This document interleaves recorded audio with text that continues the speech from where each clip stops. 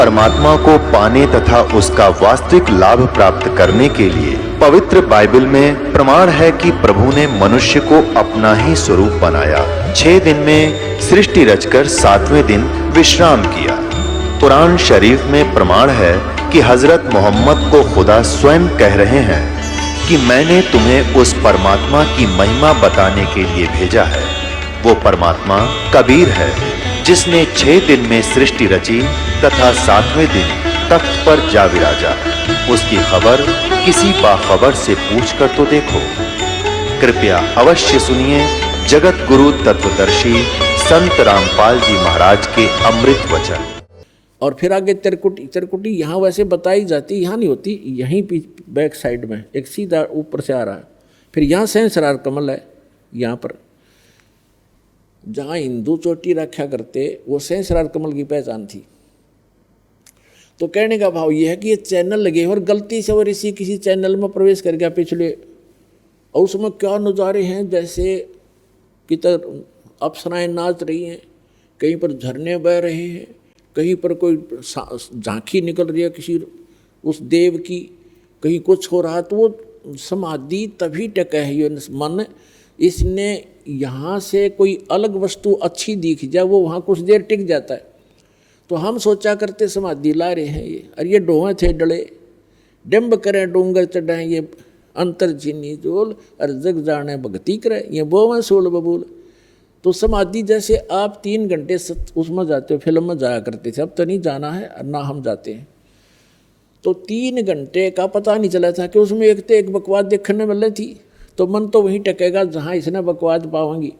आप कहीं bus stand पर खड़े हो बस की इंतज़ार में, कभी बैठेगा और फिर उठ कर देखेगा कोई आई बस, यानी 2 मिनट नहीं टकने दे आदमी ने, और वो हज़ारों वर्ष बैठ के किस लिए कि अंदर वो बकवास देखा करते। तो ऐसे ही रामानंद जी समाधिस्थ होकर बकवास देखा करता। जब वो नीचे आया और सामने वो परमात्मा फिर 5 वर्ष की आयु का सामने बैठा पाया, हाथ जोड़कर और चरणों में गिर के कहते हैं, तब क्या कहा कि बोलत रामानंद जी सुनो कबीर करतार, नहीं तो धाने कर जुलाहा छोटी नीच मेरे से दूर हो जा। दूर खड़ा कर रखा था पर्दा ला के, और फिर कहते हैं कि बोलत रामानंद जी सुनो कबीर करतार, गरीबदास सब रूप के तुम ही सरदनार। दोहू ठोड़ है एक तू भया एक से दो, और गरीबदास हम कारणे आए हो समझ दो। तुम साहेब तुम संत हो, तुम सतगुरु तुम हंस, और गरीबदास तेरे रूप बिना और न दूजा अंश। अब दास आपको ये सब समझाना चाहता था कि सतगुरु आए दया करी, ऐसे दीन दयाल और बंदी छोड़ वृत्तास का जठक नहीं प्रतिपाल। तो यहाँ रामानंद जी भी कह रहे कि तुम साहेब तुम परमात्मा ही भी तुम ही हो, और तुम साहेब तुम संत हो। जो संत के अंदर एक क्वालिटी होनी चाहिए वो आप हो। तुम सतगुरु तुम साहेब तुम संत हो, तुम सतगुरु तुम हंस, सच्चे गुरु भी आप ही हो। एक हंस यानी एक भक्त, हंस कौन होता है? पक्षी होता है, जो उसमें क्वालिटी होती है दूध और पानी को अलग अलग कर देगा चोंच डबोती। तो आप हंस भी आप ही हो जिसने दूध और पानी छान लिया, भिन्न भिन्न कर लिया सच्चाई, सच्चा ज्ञान क्या है और गलत ज्ञान क्या है। दूसरा हंस की क्वालिटी होती है वो बुगले जैसा होता है, और वो किसी एक ही स्रोर पर दोनों होते हैं। बुगले की पहचान है वो मच्छी मेंढक कुछ भी मिल जाए वही खा जाएगा, लेकिन हंस अड़ंगा नहीं खाता, मोती ही खाता है। तो इसी प्रकार हंस का मतलब है ये संसार के जो राजनीति, यहाँ के जो पद, इसके लिए सारा जीवन खो देना, ये माया जोड़ना, ये तो है एक बुगले का काम। और हंस का काम है इनसे हटकर राम नाम के मोती खावे, तो हंस कहलाता है। तो यहाँ बताया है कि तुम साहेब तुम संत हो, साहेब माने भगवान, और तुम सतगुरु तुम हंस। सतगुरु भी आप ही हो क्योंकि सच्चा ज्ञान आपके पास है। तुम एवं माता चाहे पिता, तो वो गुण है और ये भी गुण आपके अंदर ही है। और गरीबदास तेरे आप बिना परमात्मा और न दूजा अंश। तो यहाँ दास को समझाना चाहता है कि ये सतगुरु, तो 15वें अध्याय के प्रथम श्लोक पर फिर आते हैं कि सभी उल्टे लटके संसार की वृक्ष से सभी विभाग बता देगा सवेदमित। और सतगुरु परमात्मा ही हो सकता है और सतगुरु हो ही नहीं सकता। परमात्मा बिना सच्चा ज्ञान देगा कौन? पर पिता के बिना अपने बच्चे अपने पिता की सारी जीवन शैली को कैसे बता सकते हैं? वो खुद ही बतावे और लिख दे तब आज्ञा हम बता सकें। तो परमात्मा स्वयं ही सतगुरु ही बनकर आते हैं। और ये वेद बताते हैं कि वो परमात्मा ऊपर के लोक में बैठा है, वहाँ से सिंहासन के पर बैठा है, राजा की तरह देखने वहाँ से चल कर आता है, अच्छी आत्माओं को मिलते हैं और सच्चा ज्ञान देता है उनको, वो सतगुरु। तो यहाँ क्या बताया? सतगुरु रूप में आए परमात्मा ने गीता अध्याय नंबर 4 के श्लोक नंबर 32 में सच्चिदानंद घन जो अपनी मुख कमल से वाणी बोलते हैं, अक्षर पुरुष एक पेड़ है, सर पुरुष वा की डारे, और तीनों देवा शाखा हैं, ये पात रूप संसारे। उस परमात्मा ने 600 वर्ष पहले अपनी सच्चिदानंद घन ब्रह्म की वाणी में सुख संवेद में अपने मुख से बोला है कि अक्षर पुरुष एक पेड़ है। जमीन से बाहर जो दिखाई देता उसको पेड़ बोलते हैं, और जड़ गुप्त हैं, वो नहीं बताई, वो दास बताने आया है उसकी, उस परमात्मा का भेजा उसका दास कि वो कबीर इज गॉड, जो मूल रूप भगवान है, सबका मालिक। तो यहाँ परमात्मा ने गीता अध्याय नंबर 15 के श्लोक नंबर 1 में बताया है कि जो इस संसार रूपी वृक्ष से सब विभाग बता देगा वो है तत्वदर्शी संत, वो सतगुरु है। तो उस परमेश्वर ने आके बताया अक्षर पुरुष एक पेड़ है, सरपुरुष वा की डार, निरंजन जिसको ज्योति निरंजन कहते, और तीनों देवा शाखा हैं, ये पात रूप संसार, विभाग बता दिए सारे। तो ये सतगुरु की पहचान है। तो कहते हैं तुम कौन राम का जपते जापम, अर्थात कटना तुम्हारे तीनों तापम। तुम जिन भगवानों की भक्ति करते हो उनसे तुम्हारे 3 ताप भी नाश नहीं हो सकते, भूत प्रेत भी नहीं भाग सकते, और तुम मोक्ष तक 100 कोस की बातें, और सतगुरु मिले सर्व सुख होई। अब सतगुरु मिलेंगे तो सब सुख होंगे। अब आपको कुछ भक्तों के अनुभव दिखाते हैं, परमात्मा कबीर परमेश्वर की शरण माने के बाद उनको कैसे सुख मिले, पहले वो कितने कष्ट से जीवन जी रहे थे, और परमात्मा ने आज उनको हाथों पर रख लिया। समर्थ का शरणा गहो रंग होरी हो, और कभू ना हो काज राम रंग होरी हो। तो पुण्यात्माओं, आपका कर्तव्य बनता है, कहते हैं आप तेरे जगतार ही। आपका तो कल्याण निश्चित है यदि मर्यादा में रहोगे और भक्ति करते रहोगे, आपका और आपके परिवार का तो कल्याण निश्चित है। लेकिन आपका ये भी कर्तव्य बनता है, फर्ज बना है, भूले न राह बतावे। जिसको ज्ञान नहीं है, भटक रहे हैं, उनको कोशिश करें समझाने की, लेकिन प्यार से। किसी को आप समझाने की चेष्टा करोगे उसको एक बार तो कड़वा लगेगा। आपको भी ऐसा ही महसूस हुआ होगा प्रारंभ में, हमें भी ऐसा ही लगा था। जैसे गोरखनाथ जी को परमात्मा ने कहा था, गोरखनाथ मैं सबका गुरुआ, मैं सबका गुरु हूँ पूरे विश्व का। तो गोरखनाथ जी कह रहे थे आपका तुम्हारा वचन मोह लाग गए कड़ुआ। आप जो कह रहे हो ना अपने आप को मैं सबका मार्गदर्शक हूँ, गुरु हूँ, ये बात मुझे अच्छी नहीं लगती, कड़वी लगती है, बुरी लगती है। तब परमेश्वर ने कहा था कि कड़वा लगे सो मीठा होई, हमारी बात पतीजा जोई। हमारी बात पर विश्वास करोगे तो आज जो आपको कड़वा लग रहा है एक दिन मीठा होगा। तो पुण्यात्माओं, आपका कर्तव्य बनता है इस परमेश्वर के सच्चे ज्ञान को अपने भाई बहनों पूरे विश्व के सभी हम एक वहाँ तक पहुँचाओ, जन जन तक पहुँचाओ। हम सभी एक परमात्मा के बच्चे हैं। हम अपनी अनजानपने में भिन्न भिन्न हो गए, गलत गुरुओं ने हमें बांट दिया, तो हम फिर एक हो सकते हैं। इस परमात्मा के ज्ञान को जन जन तक पहुँचाओ। यहाँ आश्रम से जो प्रचार की सामग्री ले जाओ और कोशिश करो सब तक पहुँचाने की। आपको एक और विशेष उपकार होगा, आत्म प्राण उद्धार ही, ऐसा धर्म नहीं। और एक जीव को काल के उस पाड़े ते छुटवा के सतलोक आश्रम में जोड़ने का इतना पुण्य होगा जैसे करोड़ गऊओं को कसाई से बचाने का एक पुण्य होता है।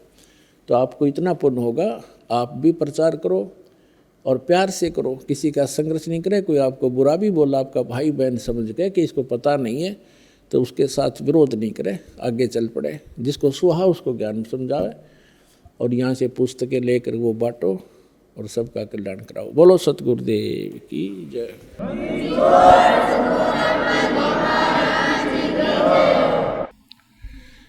परम पिता परमात्मा पूर्ण ब्रह्म सारी सृष्टि के रचनहार कबीर देव कबीर साहिब कबीर परमात्मा जी की असीम रजा से आप सभी पुण्यात्माएं इस पवित्र स्थल पर पहुंच पाए और सत्संग के अंदर आने से इस भूले हुए प्राणी को वो यथार्थ उद्देश्य जीने का जो वास्तविक टारगेट है, उद्देश्य है, लक्ष्य है, उसका ज्ञान होता है।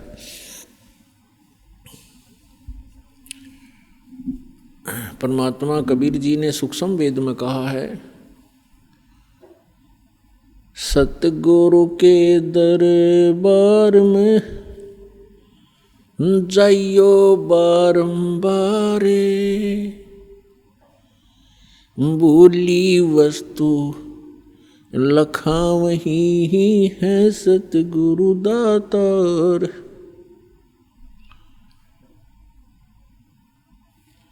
सतगुरु के दरबार में जाइयो बारंबार और वो भूली वस्तु याद दिलावें, है सतगुरु दातार। जब तक हमने ये तत्व ज्ञान नहीं सुना था, हम आम संसार की ही तरह उन्हीं को देखा देखी, माया का संग्रह करना उद्देश्य था, बहुत ज़्यादा धनवान बन जाऊं ये टारगेट था,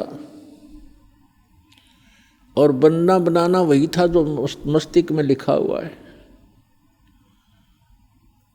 और धनी बनने के उद्देश्य से ना जाने कितने उल्टे सुलटे काम किया करते थे। माया उतनी ही मिलनी थी जितनी भाग्य में पूर्व जन्म में हमने कोई शुभ संस्कार, कोई शुभ कर्म किए थे, उनके आधार से ही आपको सब कुछ मिलना था। उसको प्रारब्ध कहते हैं। मिलना था आपको प्रारब्ध, लेकिन प्रत्येक व्यक्ति धनी बनने की चेष्टा में ना जाने कितने गलतियां कर बैठता है।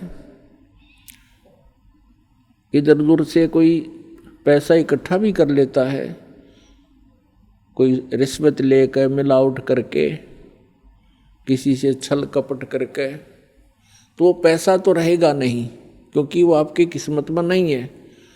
उसके कारण आपको वो पाप जो इकट्ठे किए, उस धन को संग्रह करने में, संचित करने में, वो आपके पास परमानेंट रह जाएंगे, और वो धन, वो माया, वो संपत्ति नहीं रहेगी।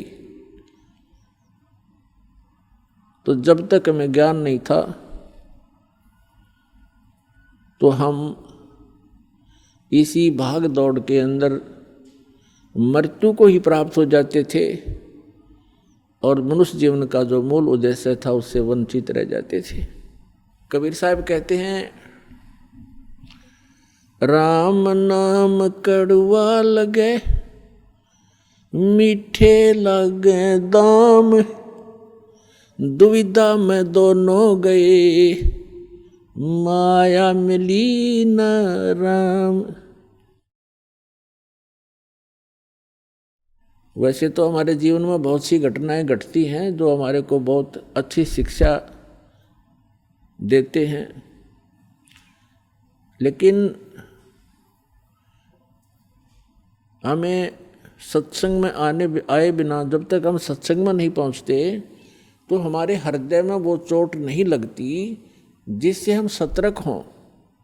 तो सत्संग में आने से इस प्राणी को जो ये गलतियां करता है, उसका आभास होता है कि सचमुच ये बहुत भयंकर भूल बनी हमारे से, और आगे वो चेष्टा करना प्रारंभ कर देता है कि हे भगवान आगे गलती करूँगा नहीं।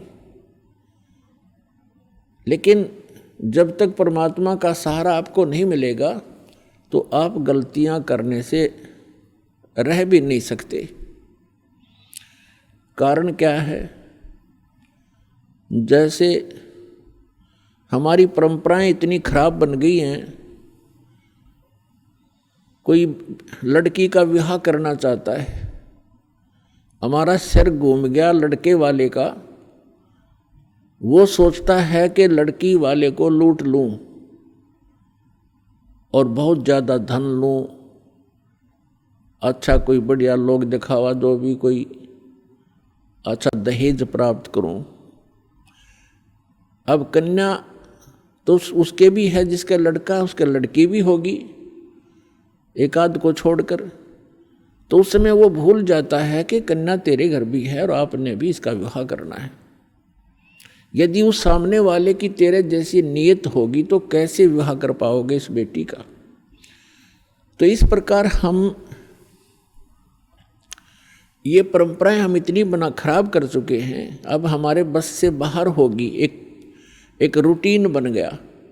तो भगत ने सबसे पहले इन कुरीतियों से उल्टा हटना पड़ेगा, आपने बैक आना पड़ेगा। समाज को देखकर आप नहीं जी सकते और ना आप भक्ति कर सकते, और इस अनमोल कार्य से आप वंचित रह जाओगे। आप जी ने विवाह करना है, बिल्कुल सिंपल वेत है, साधारण। एक उदाहरण बनाओ समाज के अंदर, संसार के अंदर। देखो ये परंपराएं हमने बनाई हैं और हम इसको फिर रिड्यूस करेंगे, कम करेंगे, सारा संसार सुखी होगा। अब यहाँ विवाह करते हैं, बहुत सी ऐसी घटनाएं घटती हैं। पहले दिन लड़के वाले खूब नाच रहे हैं, माच रहे हैं, डीजे बजा रहे हैं, धरती तोल रखी है। अगले दिन वो दूल्हा साथ में उसके 5-7 साथियों समेत दुर्घटना के अंदर मृत्यु को प्राप्त हो जाता है। बारात जा रही थी, अब पहले दिन तो डीजे बाज रहे हैं, सब नाच रहे हैं कंजरों की तरह, बहन भी, बेटियां भी, माँ भी, बाप भी, सरेआम। अगले दिन वो मृत्यु को प्राप्त हो जाता जिसके ऊपर वो नाच और माच रहे थे। अब टक्कर मार कर रो रहे हैं, अब चाट ले उस डीजे ने, सिर पर धर ले उस दहेज ने। तो पुण्यात्माओं, ज्ञान बिना दुखी हो रहे हम, और ज्ञान परमात्मा बिना हमें कोई नहीं दे सकता, क्योंकि हम गलत लोक में रह रहे। ये लोक बहुत गंदा है, यहाँ कोई भी दूसरे को सुखी देखकर प्रसन्न नहीं, और ये काल की प्रेरणा से है। जब हम भगवान की शरण में आएंगे हमें सद्बुद्धि मिलेगी, और तब हम भगवान से डरेंगे। जैसे हम हिंदू समाज में उत्पन्न हुए और जिन भगवानों की हम पूजा करते हैं, श्री ब्रह्मा, श्री विष्णु, श्री शिव जी को, हम श्री विष्णु और शिव जी की तो हम पूजा करते ही थे। ब्रह्मा जी को वैसे ही नकलियों ने रिजेक्ट कर रखा था उनकी अपनी सोच से। फिर भी जब आप सृष्टि रचना पढ़ते हो, परमात्मा कबीर जी की बताई हुई जो दास ने आपको वर्णन करके सुनाई है, उसके अंदर आप देखते हो कि जब दुर्गा जी ने अपने तीनों पुत्रों का विवाह किया, उस समय ना कोई बराती था, ना कोई बाती था, और ना कोई वहाँ पर लाडू जलेबी बकवाद कर रखी थी। सिंपल वे से कह दिया, बेटा या तेरी पत्नी, इसका नाम, ब्रह्मा जी को कहा कि ये तेरी पत्नी, इसका नाम सावित्री है, आप जाइए अपना घर बसाइए। विष्णु जी से कहा कि ये तेरी पत्नी, इसका नाम लक्ष्मी है, जाओ बेटा अपना घर बसाओ। और तीसरे से कहा कि इसका नाम उमा है, और जा शंकर बेटा अपना घर बसाओ। उससे हम इतना सारा संसार उन्हीं से उत्पन्न हुआ। तो पुण्यात्माओं, ये बाद में तो शिव जी की बरात और भूत और प्रेत, ये कोरी बकवास दिखाई जाती है। तो हमने अपनी बेटी को पराई करना है, वचन से होता है। और भगवान का जो नाम मंत्र आपको मिल जाएगा बेटी को या बेटे को, उस जैसा दहेज इस धरती पर नहीं है। परमात्मा की पावर का कनेक्शन मिल जाएगा, सदा सुखी रहेगा, भगवान उसके साथ रहेगा। तो अपने इस बात का डर बना रहना चाहिए कि आज हम किसी से दहेज लेते हैं तो ये हमारे ऊपर कर्ज बन गया और इस कर्जे को हमने देना पड़ेगा। कभी भैंस बनोगे उसकी, लड़की वाले की अगले जन्म में कहीं ना कहीं, या गधा बनोगे या खच्चर बनोगे, उसका पूरा पाई पाई देना होगा। गरीबदास साहिब जी कहते हैं तुमने उस दरगाह का मैल नहीं देखा और धर्मराज के तिल तिल का लेखा। एक एक पाई का एक एक नए पैसे का हिसाब आपको करना पड़ेगा। तो यहाँ पुण्यात्माओं भगवान से डर के आपने चलना पड़ेगा। समाज से बिल्कुल बाईकाट करना पड़ेगा। बाईकाट का मतलब ये है कि उनकी परंपराओं में सहयोग नहीं लेना ना देना और साधारण तरीके से रहना। ठीक आपके पूर्व जन्म के संस्कार अच्छे हैं, चाहे कोई मकान भी बना लो, कैसा ठीक सा बना लो, कोई कार भी ले लो, मोटरसाइकिल भी प्राप्त कर सकते, क्योंकि आज कलयुग है। तो कहने का भाव ये है कि यदि भगवान की दया है तो लीजिए, नहीं तो भगत को जीने के लिए अपने परमात्मा कबीर जी की उस जीवन शैली पर नजर लगानी चाहिए। सारे ब्रह्मांडों का निर्माता, सभी आत्माओं के उत्पन्न करने वाला, सबका धारण पोषण करने वाला, सबका पेट भरने वाला, राजा को राज देने वाला, सेठ को धन देने वाला, वो स्वयं एक झोपड़ी में रहा करते थे। सारे ब्रह्मांडों का पेट भरने वाला, सबका धारण पोषण करने वाला, असंग ब्रह्मांड का संचालक बनारस के अंदर एक झोंपड़ी में रहा करते थे। तो परमात्मा कहा करते थे कि लोक लाज ना कीजिए, निर्भय हो रहिए, यो मन साधो दीजिए तो गोविंद पाइए। हमने एक साधारण जीवन जीने की आदत डालनी चाहिए। संसार की तरफ देखकर हम कभी भी भक्ति मार्ग में इस सफर पर नहीं चल पाएंगे। तो परमात्मा परमेश्वर सारी सृष्टि के रचनहार एक भूमिका करके गए थे कि भाई मैं कैसे रह रहा हूँ। और भले ही कोई कोठियों वाले हैं जिन्होंने 10-10 प्लाट लेकर खरीद रखे हैं, सिर पर धर कर ले जाएंगे उनको, अगले दिन मृत्यु हो जाती है, वो प्लाट वहीं रह जाते हैं। आप कहीं चूहा बनकर उन्हीं प्लाटों में बिल खोद कर रह रहा होगा। तो ये बातें, इस ज्ञान के आधार से आप इस भक्ति मार्ग पर चल पाओगे, अन्यथा फिसल जाओगे इस रपटीली मार्ग से। तो हमने जो परमात्मा ने जो ज्ञान दिया है उसको आधार बनाओ।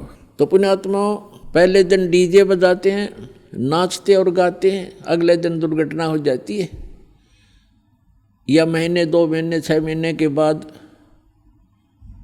कोई ना कोई और दुर्घटना घट जाती है। तो इन सब बातों को, भले ये एकाध घटना है, लेकिन हमने इसको ये मान के चलना पड़ेगा कि यह बिजली कभी भी गिर सकती है। जिस लोक में रहकर हम मस्ती मार रहे हैं, यो समय मस्ती मारने का नहीं है, जन्म सुधारने का है, कर्म सुधारने का है, परमात्मा की भक्ति करके अपना जीवन सफल करने का समय है। तो इसके विषय में नानक साहिब जी कहते हैं कि ना जाने काल की कर डारे और किस विध ढल जा पासावे, और जिन्हां ते सिर ते मौत खुड़क दी उन्हां नूं केड़ा हासावे। नानक साहिब जी सिख धर्म के प्रवर्तक, परमात्मा प्राप्ति के उपरांत वो ऐसे रहा करते थे मायूस से, क्योंकि वो उस स्थान को देख चुके थे जहाँ पर हम पहले रहा करते थे। एक परम सुख में स्थल है और हम उसको छोड़कर इस गंदे लोक में फंस गए थे। अब जिसने वो स्थान देख लिया उसका मन यहाँ नहीं लगेगा, उसको तो ऐसा लगेगा जैसे तू गलत जगह फंस रहा है। कब वो समय आए मेरे मृत्यु हो, परमात्मा मुझे ले चले उस लोक में। तो इसलिए वो हमेशा मायूस रहते थे। यहाँ का कोई भी सुख उनको सुख दिखाई नहीं देता था। तो उस समय एक दो भक्त जाते थे, उनसे कहा करते थे कि महाराज जी आप हमें कभी खुश नज़र नहीं आते, आप मायूस मायूस से रहते हैं, इसका कारण बताइए। तो नानक साहिब जी ने कहा था, भाई ना जाने काल की कर डारे और किस विध ढल जा पासावे, और जिन हाथे सिरते मौत खुड़क दी उन्होंने केड़ा हासावे। कि हमें पता है, ये मालूम है कि कभी भी बिजली गिर जाएगी, ना जाने किन कारणों से हार्ट अटैक हो जा, कोई और रोग के कारण मृत्यु हो जा, दुर्घटना में हो जाए। और यहाँ पता नहीं के बिजली गिर जा। जैसे उत्तराखंड के अंदर गए थे केदारनाथ का माथा टेकने और कल्याण कराने, और वो क्या हो गया वहाँ पर, एक सेकंड में आराम से बैठे बतला रहे थे। कोई कुछ कर रहा था, कोई सोच रहा था, कोई विवाह की बातें कर रहा था, कोई भविष्य की प्लानिंग बना रहा था, ये बनाऊंगा वह कोठी बनाऊंगा। अरे 1 मिनट में बादल फट गया, इतना भयंकर फ्लड आएगी कि सब कुछ बहा दिया, उनकी नामो निशान नहीं। काफ़ी लोगों का तो 100 भी नहीं मिले, मलबे के अंदर दब गए। तो पुण्यात्मा इसे लोक में और नाचो गाओ, और यहाँ की भविष्य की स्कीम और ये कोठी बनाने की बनाओ, तो भक्त नहीं हो, छींट नहीं लगी आपका भक्ति की फिर। तो नानक साहिब जी कहते, ना जाने काल की कर डारे और किस विध ढल जा पासावे, और जिन आते सरते मौत खुड़क दी। 1 सेकंड का पता नहीं। कबीर साहब कहते, ना जाने अगले सांस का आवण हो कि ना हो। तो उनको कैसा हंसा, वो क्या किस चीज पर हंसे। फिर उन्होंने पूछा, क्या आप सदा ऐसे मायूस रहते हैं, क्या आप सदा ऐसे ही रहते हैं? कहते नहीं, साध मिले सड साधी होंदी और विछड़ जाए दिलगीरी वे, अख दे नानक सुनो जिहाना, ये मुश्किल हाल फकीरी वे। कि जिसमें मेरे भक्त, मेरे शिष्य जब वापस आते हैं सत्संग श्रवण करने के लिए, और ये यूं के यूं आ जाते हैं, तो मुझे खुशी होती है। क्योंकि पहले स्टार्ट में बहुत ही कम श्रद्धालु उनकी शरण में आए थे, क्योंकि वो ज्ञान, पहले वो हिंदू धर्म में जन्मे थे नानक साहिब जी, और फिर उसके बाद ये हमारा मार्ग तो एकदम विपरीत है। उसमें लोग शिक्षित थे नहीं, तो उनके मार्ग को स्वीकार करने वाले उस समय बहुत कम थे। तो जिस भी कारण 100, 50, 200 जितने भी भक्त आते थे सत्संग सुनने के लिए, तो गिनती के होते थे, और 2-4 नहीं आते किसी दिन, तो गुरुदेव पूछा करते थे, फलाना नहीं आया भाई, क्या बात होगी। जब उसको ये पता लगता था उनको कि वो कोई किसी काम बस नहीं आया, तो कोई बात नहीं। और 1-2 ऐसे भी होते थे जो दूसरे सिरफिरे संत, उनके शिष्य उनको गुमराह कर लेते थे, बहका देते थे। तो वो नानक साहिब जी कहते हैं कि जब ये सभी भक्त मेरे वापस आते हैं, क्योंकि संसार के अंदर भक्ति करना बड़ा दुर्भर हो गया है। कारण क्या है कि सत्य ज्ञान देने वाला एक और भ्रमित करने वाले करोड़ों की संख्या में। तो क्या वो कहा करते थे कि साध मिले सड साधी होंदी और विछड़ जाए दिलगीरी वे। जब ये यहाँ से जाते हैं तब मुझे मायूसी हो जाती है कि कहीं कोई मेरी फसल में कीड़ा ना लग जा। इन भोली आत्माओं को मुश्किल से सिरे चढ़ाया है ये ज्ञान मार्ग दे करके, और ये सिर फिरे पता नहीं कितने नकली पंथ फिरे हैं, और इन भोली आत्माओं को गुमराह ना कर दें। जब ये यूं के यूं आ जाते हैं तब उस दिन मेरी खुशी का कोई ठिकाना नहीं रहता कि इनका कल्याण हो जाएगा। ये भ्रमित नहीं हुए हैं। साध मिले सड साधी होंदी, साधी माने खुशी, और विछड़ जाए दिलगीरी वे। जब ये बिछुड़ जाते हैं तो मेरे दिल में बड़ा दुख होता है। ये बात सताती रहती है, कहीं इन बच्चों को कोई गुमराह ना कर दे, इनका जीवन नाश हो जा। अख दे नानक सुनो जिहाना, ये मुश्किल हाल फकीरी वे। इस भक्ति का करना बड़ा कठिन है, क्योंकि अन्य साधनाएं तो परंपरागत है, उसमें तो कोई ये कहने वाला ही नहीं है कि आप ये ना करो, ये गलत है। जो कर रहा है वो ठीक है, हाँ बस बिल्कुल बहुत अच्छा, मैं ये करता हूँ, आप क्या करते हो, मैं ये करता हूँ, बस ठीक है, आप भी करो हम भी कर रहे हैं। और इसमें यहाँ कहना पड़ता है कि नहीं ये नहीं करना, ये नहीं करना, ये करना। तो इस प्रकार ये थोड़ा सा कठिन मुश्किल हाल फकीरी माने भक्ति, या भक्ति का करना बड़ा कठिन हो गया है। और जिसमें अब ये ज्ञान तो विश्व में जाएगा और पूरे विश्व को ये ज्ञान सुहाएगा। और जिस समय जब सभी एक रस हम हो जाएंगे, जो भी इस ज्ञान को सुनेगा कुछ ही समय के बाद इसमें ऑब्जेक्शन नहीं रहेगा किसी को। सभी ये कहा करेंगे अभी ज्ञान तो एक नंबर का है, ज्ञान में कोई कमी नहीं। अब जो इतनी हाँ भरण लग गया, इतना स्वीकार करेगा, तो एक दिन वो उपदेश भी लेगा, तो फिर समस्या समाधान हो जाएगी, फिर आसान हो जाएगी या फकीरी, फिर ये सब कोई बाधक नहीं रहेगा। तो उसके लिए ये ज्ञान प्रचार सत्संग में आपको बार बार बुलाना, इसका उद्देश्य मूल यही है कि आप आते रहोगे, आपका भक्ति में विश्वास बढ़ता चला जाएगा। आप जी को यहाँ बुलाना कोई शौक नहीं हमारा, ये एक अनमोल काम किया जा रहा है। जैसे आप सत्संग में आते रहोगे, आपके अंतःकरण के अंदर थोड़ा बहुत कोई दोष आता है इस ज्ञान से, और यहाँ सत्संग से, सेवा से, दान से, सिमरन से वो फिर से हट जाएगा।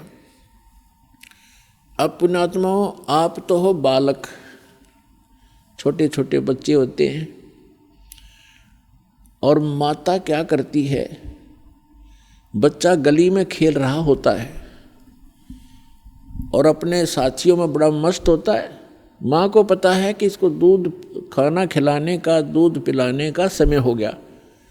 वो उसके उठा के लाती है, आजा बेटा दूध पी ले। वो कहता नहीं नहीं मैं खेल रहा हूँ। अब उसको पता है कि दूध पिलाना इसको अनिवार्य है, कमज़ोर हो जाएगा बेटा नहीं तो उसको उठा के लाती है और उसको कहती है ले दूध पी, या जो भी आहार कराती है। तो वो जल्दी जल्दी दूध भी पी रहा है, दूध पीते उसके मन में न्यू रहा बस छोड़ दे मम्मी एक बार, मैं वही जाऊँगा बच्चों में खेलूँगा। तो पिला के दूध उसको छोड़ देती है, जा खेल ले, और दूध के समय फिर बुला लेती है उसको, फिर दूध पिला देती है। तो इस प्रकार उस माँ को पता है कि ये ऐसे समय पर आहार करता रहेगा तो मेरा बेटा, मेरी बेटी दुबली ना होगे, ये बच्चे दुबले ना होंगे, कमज़ोर नहीं होंगे, बीमार नहीं होंगे, और ये अच्छी तरह इनकी परवरिश होकर के युवा हो जाएंगे। तो आप एक बालक हो और दास उस परमात्मा का भेजा हुआ, आप उस परमेश्वर का नौकर है, आप उसके बच्चे हो, बेटा बेटी हो। दास की सेवा लगा रखिए कि आपकी परवरिश करूं इस आत्मा की। आत्मा का दूध है सत्संग, ये ज्ञान और ये मंत्र भक्ति। आपको यहाँ बुलाया जाता है और थोड़ा प्रतिबंधित भी किया गया है कि प्रथम मंत्र के बाद सतनाम तब प्राप्त होगा जब आप 4 बार यहाँ अटेंड कर लोगे। उसका कारण क्या है कि जिनको भगवान चाहिए, आपको भगवान चाहिए, प्रत्येक आत्मा को भगवान परमात्मा की आवश्यकता है। तो परमात्मा के लिए इस जीव ने राज त्याग दिए, राज को ठोकर मारकर जंगल में जा बैठे, भगवान मिलना चाहिए। उनको फिर भगवान भी नहीं मिला, चलो राज भी त्याग सकते हैं जब ज्ञान की प्रेरणा होगी। क्योंकि उन महापुरुषों जिन्होंने राज त्यागा, उनको भी कोई संत मिले, सत्संग सुनाया, उनकी आत्मा में प्रेरणा हुई कि सचमुच काम तो ये है करने का। तो यहाँ सत्संग में पहले आपको प्रेरित किया जाता है कि जिस कार्य को तुम कर रहे हो और इसी को फाइनल मान चुके हो, इस मनुष्य जीवन का केवल इतना ही काम नहीं है, इसके साथ साथ एक और वेरी इंपॉर्टेंट जॉब है आपकी, एक और बहुत ज़रूरी काम है, परमात्मा की भक्ति करना, दान धर्म और सेवा करना, और फिर आत्म कल्याण करा के सतलोक में जाना, जहाँ जाने के बाद फिर कोई कष्ट नहीं रहेगा। तो इस प्रेरणा से प्रेरित होकर भी जो भक्त प्रेरित हो जाते हैं, तो ये वही आत्मा है जो राजाओं की थी। उनको किसी ने प्रेरित किया और पिछले संस्कार अच्छे थे, राज त्याग दिए। आपको इसलिए बुलाया जाता है कि परमात्मा जब आपको लालच होगा भगवान का और आपकी आत्मा में ये समा जाएगा कि भक्ति बिना गुजारा कति नहीं, भगवान मिले पीछा छूटेगा, इतना हम ज्ञान करा देते हैं आपको। तो उस समय आप 1-2 बार आने के बाद फिर आप रोक के नहीं रुक सकते वहाँ पर, सत्संग में आए बिना आपको ऐसा ज्ञान करा दिया जाएगा। तो फिर भी आप यहाँ आते हैं सत्संग सुनने के लिए, आपका ध्यान रहता है वहाँ कि चल वहाँ जाएंगे, ऐसा करेंगे, फलाना काम है, ठीक है। तो एक स्वभाव बना हुआ है, एक हमारी मजबूरी है, जब तक इस संसार में रहेंगे इतना ध्यान और भविष्य की जो हमने अपनी प्लानिंग है वो बनानी ही पड़ती है। लेकिन अब आपको कोई 1 दिन रुकता है, कोई 2 दिन रुकता है, कोई 3 दिन भी रुक जाता है, आप जी को ये दास उस माँ की तरह दूध पिला देता है और फिर छोड़ देता है, जग खेलाओ तुम अपना उस खिलौनों से, और फिर आ जाना, और आके फिर आपको परिपूर्ण कर देते हैं। इस प्रकार आपकी आत्मा मैच्योर हो जाएगी, युवा हो जाएगी, भक्ति से युक्त हो जाएगी। फिर आप पर आने वाली आपदाएं बंद हो जाएंगी, क्योंकि पाप नाश हो जाएंगे, पुण्य आपकी वृद्धि कर जाएंगे। फिर आपके ऊपर काल का कोई दबाव नहीं रहेगा, आपकी आवश्यकताएं पूर्ति परमात्मा करने लग जाएगा। फिर आपने ना चोरी करने की जरूरत पड़े, ना रिश्वत की आवश्यकता पड़ेगी, ना कोई और अटबट करके निर्वाह की आवश्यकता नहीं पड़ेगी, यदि नाम पर और मर्यादा ठीक से करते हुए निभाते हुए लगे रहे। और फिर हम परंपराओं को कम करेंगे, खत्म करेंगे। अब जैसे पुण्यात्माओं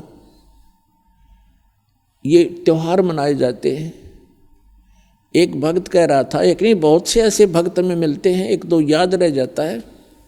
उसने बताया था जब दीक्षा लेने आए किसी भक्त के माध्यम से साथ आए वो, उन्होंने बताया जी हमने आज 10 वर्ष हो गए कोई त्यौहार नहीं मना लिया। कारण क्या है कि कभी तो हमारा एक 5-4 मेरे चाचा ताऊ 5-6 भाई थे, उनमें कभी तो किसी की मृत्यु हो जाती है, किसी खास जवान की, कोई बहन विधवा हो जाती है, या घर का सदस्य मर जाता है। हमने 10 वर्ष हो गए कोई त्यौहार नहीं बना लिया। तो पुण्यात्माओं अब वो त्यौहार क्यों नहीं मना रहे? और जिनके या बिजली ना गिरी है वो नाचें गाँव बकवाद करें, खाक त्यौहार यहाँ पर तो कहते हैं, परमात्मा कहते हैं कि यदि आपको समर्थ की शरण मिल गई फिर तो यहाँ आप खुशी मना सकते हो, और वो खुशी भी राम नाम में, भक्ति में। आपका ये त्यौहार है सत्संग में आना, परमात्मा की भक्ति करो, सेवा करो, सिमरन करो, दान करो जैसा आपके हाथ से छूटे। तो ये आपकी जो है ना त्यौहार है। इसके अतिरिक्त आप क्या देखा दास ने, ये होली मनाते हैं। होली जब से हमें ज्ञान हुआ है हमारे बच्चे भी नहीं करते, छोटे छोटे बच्चे भी अपने घरों में रहते हैं, उस दिन बाहर नहीं निकलते, क्योंकि समाज में ये ज़्यादा परंपरा प्रचलित है।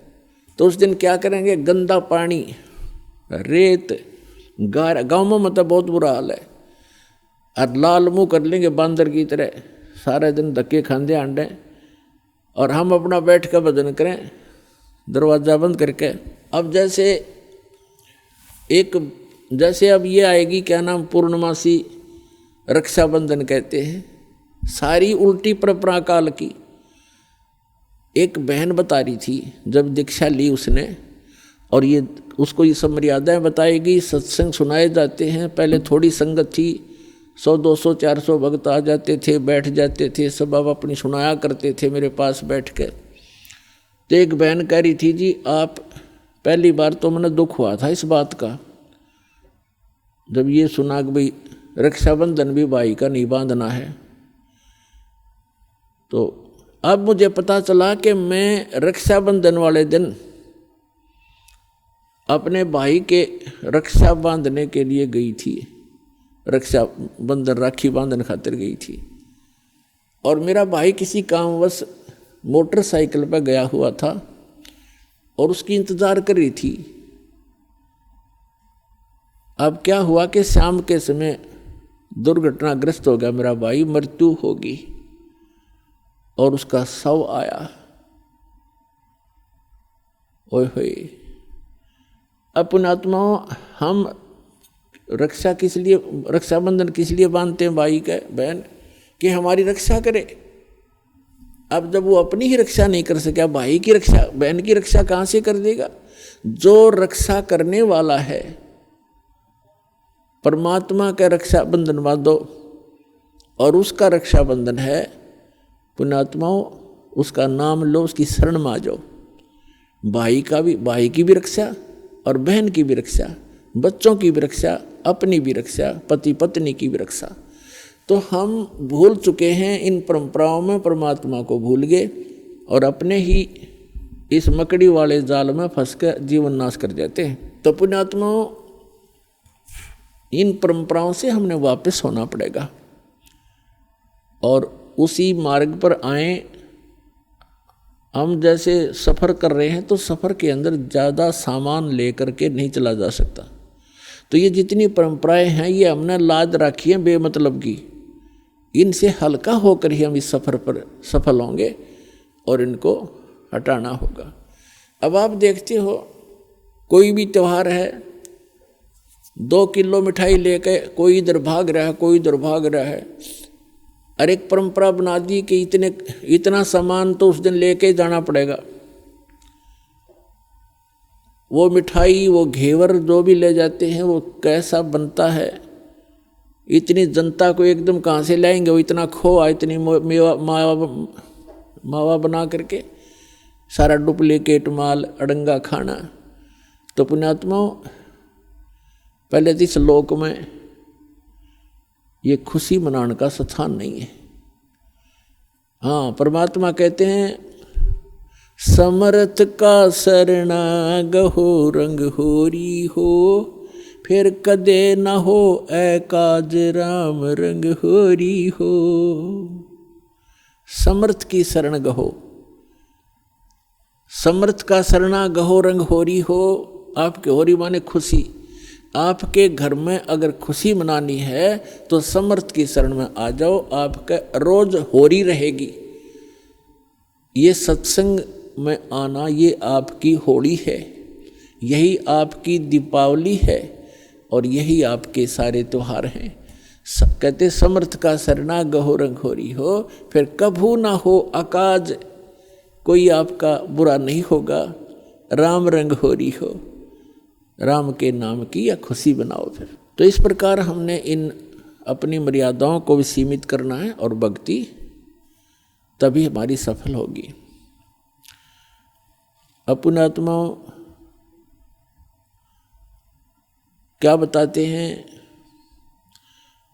पर भी लेन जात है दुनिया, हमरा ज्ञान किने ना सुनिया।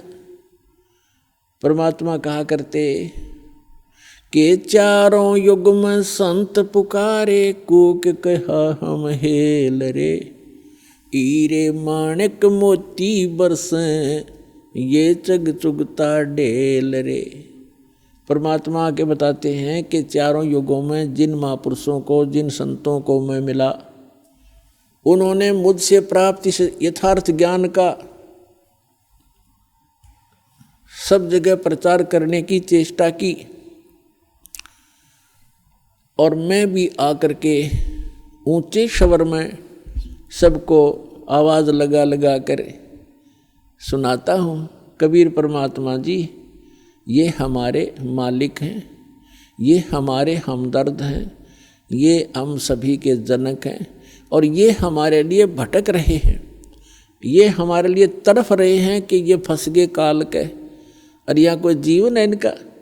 मनुष्य जीवन में सुखी नहीं, फिर गधे कुत्ते सूअर बनकर कहाँ क्या आहार करोगे, कहाँ पढ़ोगे, कहाँ रहा करोगे, और यहाँ पता नहीं कब क्या हो जाए इस परिवार। आज हम बड़ा पूरा परिवार है, खुशी का ठिकाना नहीं है, बच्चे हैं, ब्याह हो गया, अच्छी रोजगार है, खुशी है, अरे 1 मिनट में ना जाने घर के 3-3 सदस्य इकट्ठे मर जाते हैं, परिवार के परिवार नष्ट हो जाते हैं दुर्घटना में।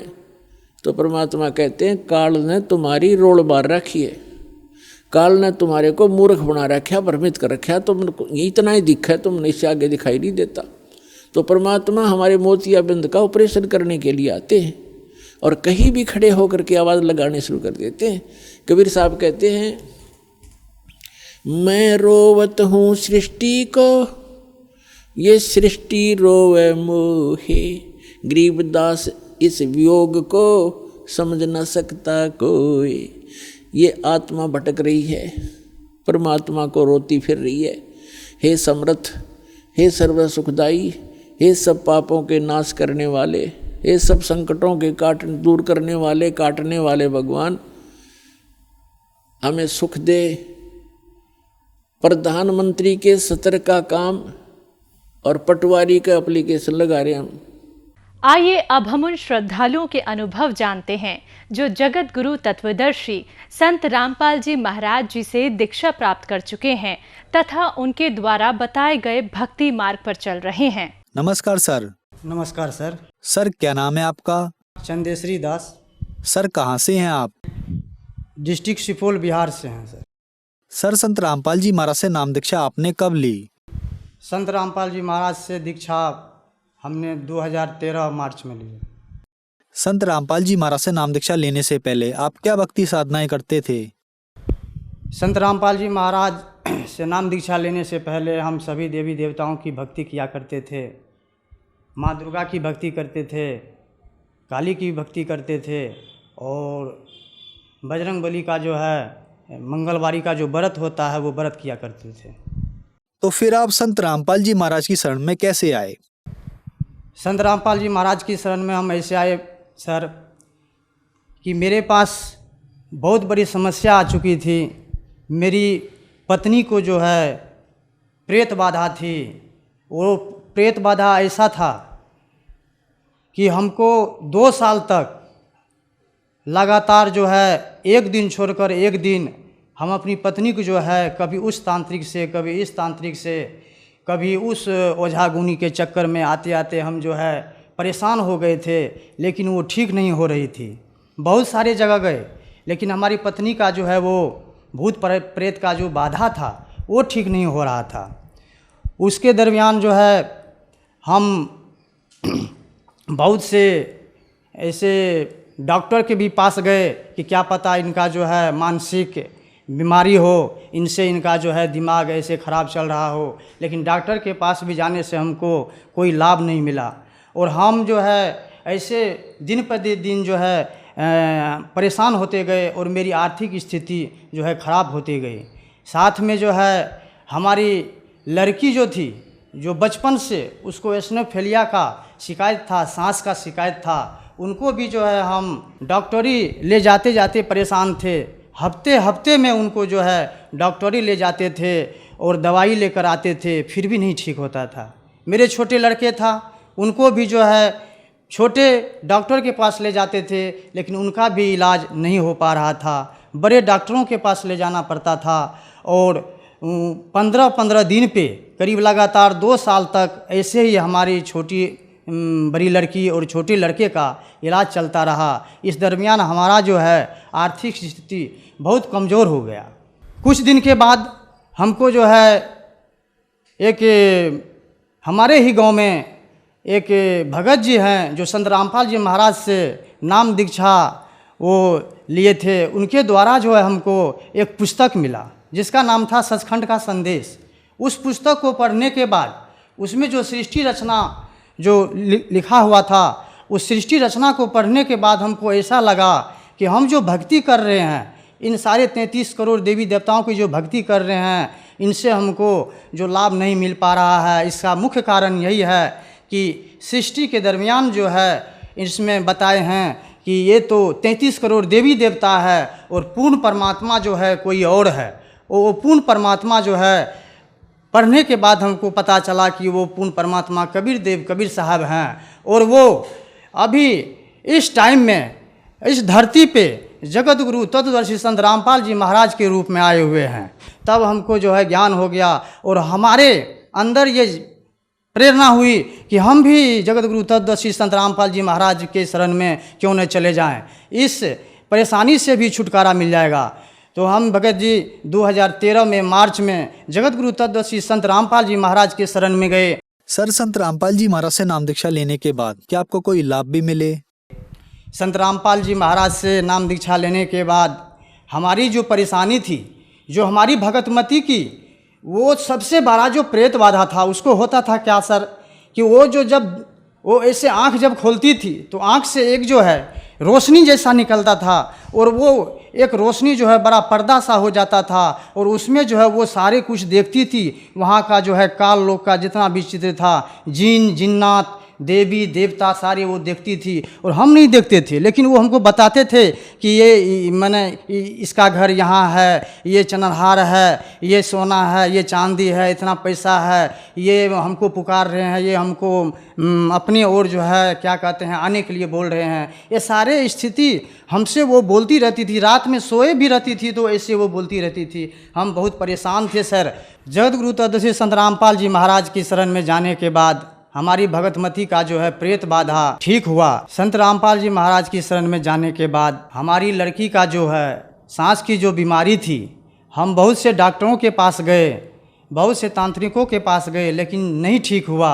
लेकिन संत रामपाल जी महाराज से नाम दीक्षा लेने के बाद उनका जो बीमारी है वो सर, वो बीमारी जो है नाम दीक्षा लेने के बाद समाप्त हो गया।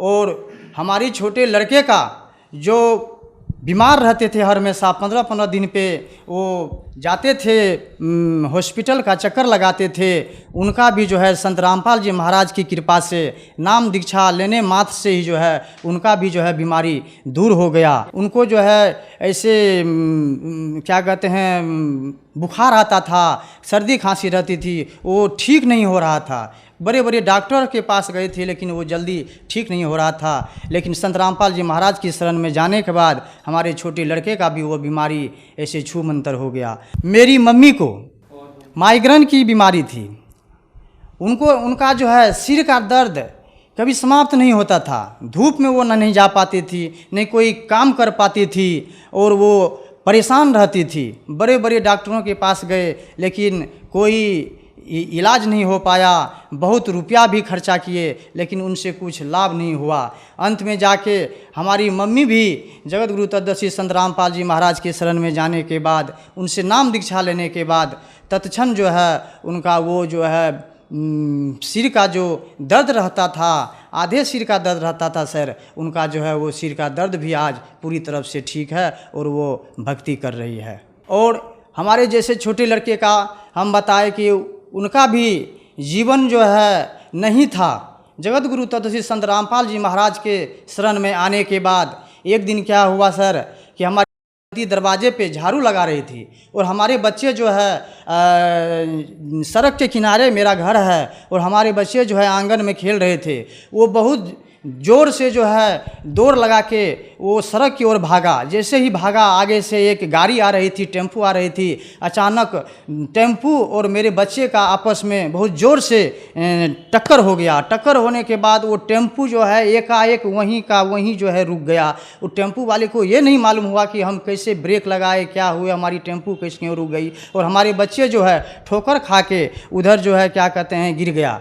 गिरने के बाद जो है हमको आवाज़ लगाई पत्नी कि बच्चे मर गया, क्या हुआ देखिए। हम आंगन से जैसे ही दौड़ लगा के बाहर आए, देखते हैं वो लड़का उठ के खड़ा हो गया, और वो दौड़ लगा के हमारे डर से जो है वो कहीं दूर भाग गया। हम सोचे कि ये लीला जो है आज जो है परमात्मा हमारे छोटे लड़के को जो है जीवन दान दिया है, और हमारी भी आयु नहीं थी, हमारी भी आयु जगत गुरु तत्वदर्शी संत रामपाल जी महाराज ने हमारी भी आयु बढ़ाई है। जहाँ पे काम करते थे गांव में, तो वहाँ पे 2 मंजिल का मकान था, और वहाँ पे हम जो है काम करते, और जिस दिन हमारी मृत्यु होनी होती थी उससे पहले हमको परमात्मा ने वहाँ पे बुला लिए। वहाँ पे जो हम सेवा कर रहे थे, सेवा करने के बाद जो है वहाँ पे जब पूरी आश्रम तैयार हो गई, लास्ट में जो है हम एक पानी का टंकी रख रहे थे। माई वाली बाथरूम बनी थी, उस पे पानी का टंकी रख रहे थे। वहाँ टंकी के साइड में जो है कोई दीवार नहीं था, हम पीछे पड़ गए। कोई भगत जी जो है उस टंकी में थोड़ा सा कोई जो है ऐसे लगा कि धक्का दे दिया है, और धक्का देने के बाद पीछे कोई ओट नहीं था। उससे क्या हुआ कि हम पीछे जो है गिर गए। गिरने के बाद जो है हमारे पैर में चोट लग गई, थोड़ा सा फ्रैक्चर हो गया, तो हम बेड पे पड़ गए। और हम घर में इस डर से नहीं बताए कि हमारी पत्नी जो है परेशान हो गई कि ये कहाँ गए थे, क्या हो गया। फिर भी वो कुछ दिन के बाद हमारी पत्नी जो है फ़ोन करती है मेरे पास कि आपको क्या हो गया है। तो हम बोले कि आपको कैसे मालूम हो गया कि हमको क्या हो गया।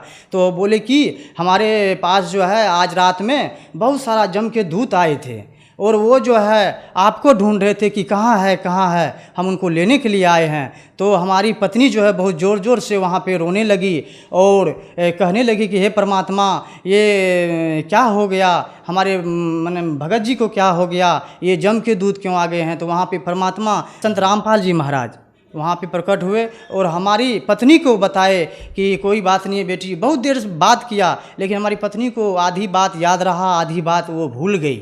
लेकिन वो जो है बोली कि कोई बात नहीं है, ये सारे जम के दूत आए थे जिसके लिए वो यहाँ पे है नहीं। वो हम उनका जो है क्या कहते हैं कर्म में जो लेग था उनको काट दिए हैं, तुम क्या कहते हैं चिंता मत करो। फिर वो जम के दूत जैसे ही गुरुजी बाहर आए हमारे घर से, तो जम के दूत दूर भाग गए। दूर भागने के बाद फिर जम के दूत आ गए, वो मान रहे थे, फिर आ गए। फिर हमारी भगतमती रोने लगी कि फिर आ गए परमात्मा फिर वहाँ पे प्रकट हुए और बोले कि भगत हमारी पत्नी से बोले कि बेटी तुम चिंता मत करो, तुम्हारे पति का जो है उम्र नहीं था, उनको जो है आज ही के दिन यहाँ पे क्या कहते हैं मरना था, और यहाँ पे लाश उनकी आनी थी। जैसे हम वहाँ पे अपने गांव में 2 मंजिला पे काम कर रहे थे, प्लस्तर का काम करते थे, वहाँ से हमको उस दिन गिरना था, और गिर के हमको उस दिन हमारी मृत्यु थी। लेकिन संत रामपाल जी महाराज ने उनसे पहले जो है हमको अपने जो है वहाँ पे हरियाणा में हमको बुला लिए, और वहाँ पे जो है ये सारी लीला करने के बाद जो है हमारी इस तरह से जान बची। और पहले भी हमारी आर्थिक स्थिति बहुत कमज़ोर रहती थी, और हम दाने दाने के लिए तरस रहे थे। हम पहले 33 करोड़ देवी देवता की भक्ति जो करते थे, इनके भक्ति करने से दिन पे दिन हमारी आर्थिक स्थिति बहुत कमज़ोर होती जा रही थी।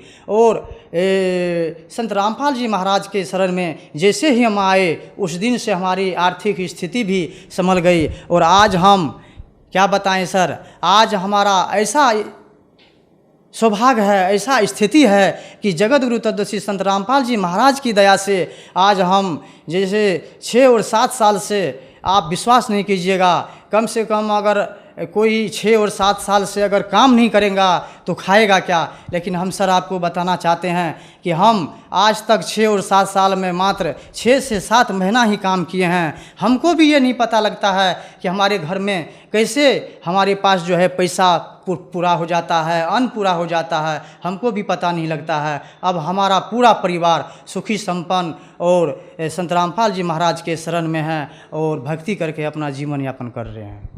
सर, आपने बताया कि संत रामपाल जी महाराज की शरण में आने के बाद आपको बहुत सारे लाभ मिले, तो संत रामपाल जी महाराज से नाम दीक्षा कैसे ली जा सकती है?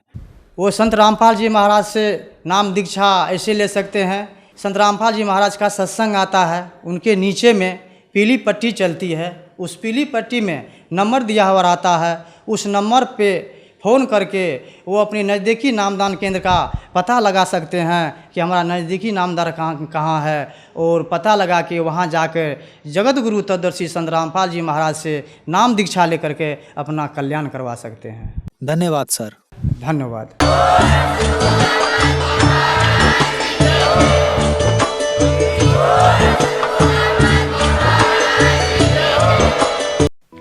आप सुन रहे थे जगत गुरु तत्वदर्शी संत रामपाल जी महाराज के मंगल प्रवचन। अधिक जानकारी के लिए संपर्क करें।